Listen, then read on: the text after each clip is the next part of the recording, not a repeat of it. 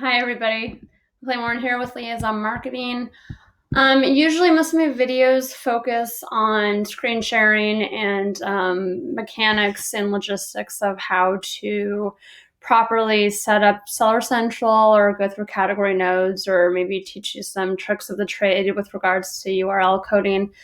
But today I thought I would broach the topic of products and product research. I'm not going to get into the specifics of how you mathematically or data driven come to a conclusion of what you want to sell. So this is more of just kind of a almost common sense way of what I would like more people to utilize in deciding a product. Okay, so this isn't based on anything that I found from Helium or Jungle Scout or any of those programs that will give you statistics on why or why not a product is good or not.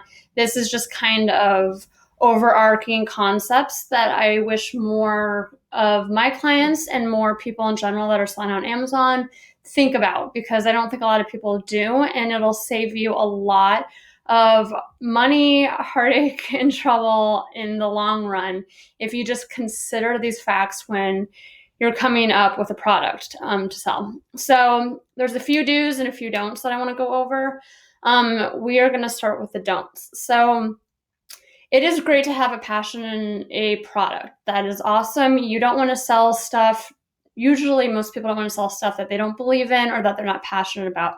However, where the problem lies with that idea or ideology is that you end up selling a product that you like or something that you think you would use, but that doesn't necessarily correlate with something that the average person wants, or that it makes it necessarily a good product to sell on Amazon simply because it's something that you are passionate about. Sorry, my cat just jumped on there. I don't know if you guys actually saw him or not. He's making a cameo. Anyway, so that would be one of the main things I would say, is that really try to separate your personal emotional connection with your product to a more business focused idea of what actually sells and what actually works, because it really doesn't matter at the end of the day if you love it or not, if 90% of the population doesn't love it. So that's one of the things I would suggest.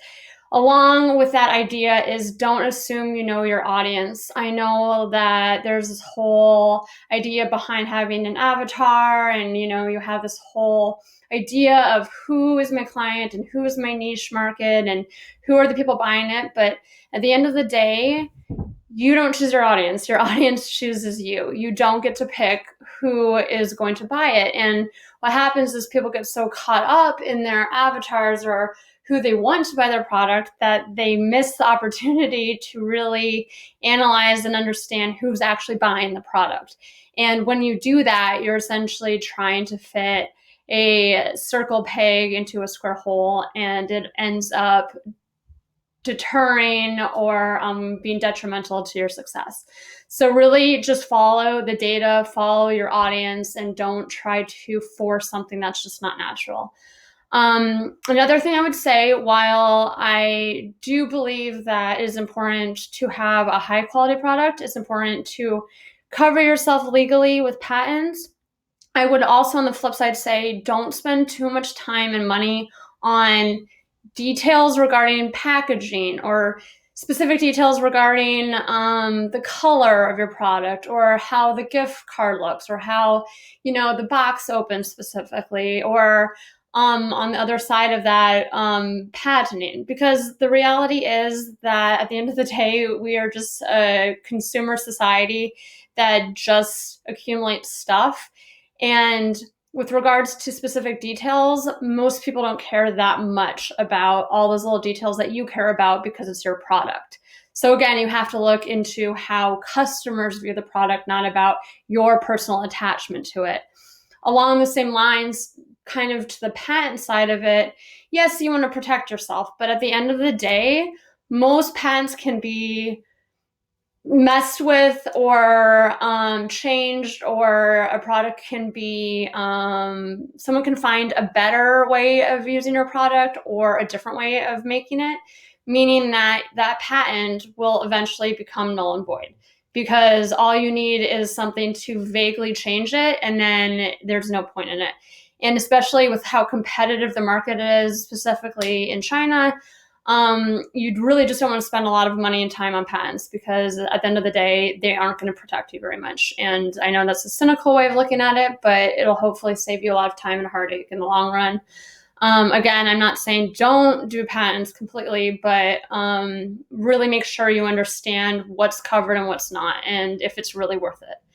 So moving from the don'ts to the do's, I would consider what the weight and size of your product is. Now, of course, if you're selling furniture or something like that, you're not going to really be able to have much say in how heavy it is or how big it is. But if it's a product that you can actually manipulate to make it somewhat less weighty, less large, easier to ship, less money to hold into storage, that is really, really important, because we do have a lot of clients coming to us. They're just getting killed with storage fees and shipping fees and FBA fees. And that's because they don't think about the fact that, this chair for a kid that really could be only maybe 5 to 10 pounds, because they wanted it to be of a higher quality of wood, or because they wanted it to have more sturdiness. Now the chair weighs, 50 pounds. And that's great. That's a more high quality chair. But do you want to pay those fees with them being in storage? Because it will kill you if you can't move that product. I promise you. So please consider that.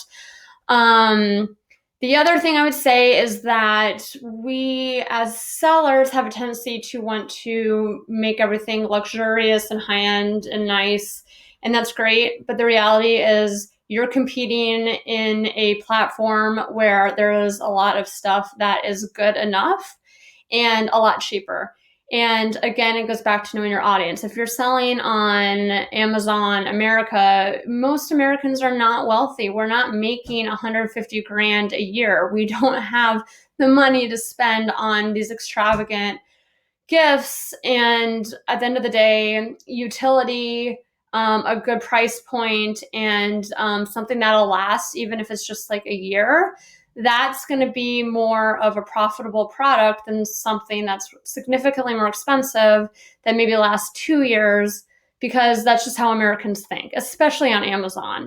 This isn't Etsy, this isn't QVC, it's nothing like that. So remember, on Amazon, the main things people look at are price point, what makes the most sense, what's the easiest. And those products are usually the ones that do well. The other thing, and this kind of goes along with that whole QVC comment, is that it doesn't really matter how much you tell people how great your product is. And this happens all the time with my clients. I'll say something like, well, your price point's too high, or, you really need to think about the fact that it's just too much of a luxury item and it's not going to sell well compared to your competitors. And they will argue, well, but mine's is better because it's made out of this, and it's, better quality because of this, and, X, Y, and Z. And that's great. I believe you. I believe your product is better than 90% of your competitors. But you don't have the luxury of talking to your customers. You don't have an outlet or a QVC channel, or the platform to really explain to customers how great your product is. The average customer spends 17 seconds on a listing. You have 17 seconds to explain to a customer why your product should be purchased. That means that you don't really have the luxury or capabilities of explaining, well, yeah, I know my product costs $15 more than this other one, but here's why. That just isn't how Amazon works. So you really need to think about that when you choose a product. Like, am I going to be able to get the point across as to why someone should buy it and make it make sense? So with that being said, the last thing I would say with regards to picking a product, and sometimes this is harder to do until you actually start the manufacturing process and looking at where you're going to have shipments sent to, et cetera, but really consider your profit margins. So that doesn't mean just what it's going to cost from the marketing standpoint or from the manufacturer, it means what is it going to cost in FBA fees? What is it going to cost with the percentages taken out from Amazon? What is it going to cost for the landing costs? Like all those things add up. And the problem is if you don't consider all of those other variables when it comes to your profit margins, what happens is you end up with very little room for profit. And then you're selling your product, say, your landing cost is, and between FBA fees and everything, say you're spending $22 an item and your competitors are selling that same item at $25 and you're trying to compete with that, then your profit margins are $3. So again, you really, really need to consider what the overhead is when you pick a product, because it's really not just about how much the wholesale is from the manufacturer. It includes all of the other fees associated with it, including listing optimizations, photography, PPC, running discounts on, say, Rebate Key or any of the other discount programs. All that stuff costs a lot of money. So you need to factor that in when you think about your profit margins. All right. I hope that this doesn't offend anyone. It wasn't meant to imply that if you already have a product that doesn't check off all these boxes, it's a horrible product. Everyone has a chance at selling well, and these aren't definites, but they are definitely things that you should consider when you pick your product because they're really important. And I don't think enough people think about these things when they choose one. So hopefully that was helpful. If you have any questions for me, you can email us at mw@liaison.marketing. We also actually offer a product research service. So if you actually just want to hire us to help you find a product, we are more than happy to do that. And we do a fantastic job at that. And these are the kind of things that we factor in with the data to come up with a profitable product. All right. Thank you for listening and have an excellent day. And now I have to remember how to turn this off because I always do this. It's like that awkward moment when you're trying to figure out how to stop it. Okay, I found the stop button. I'm done. Bye.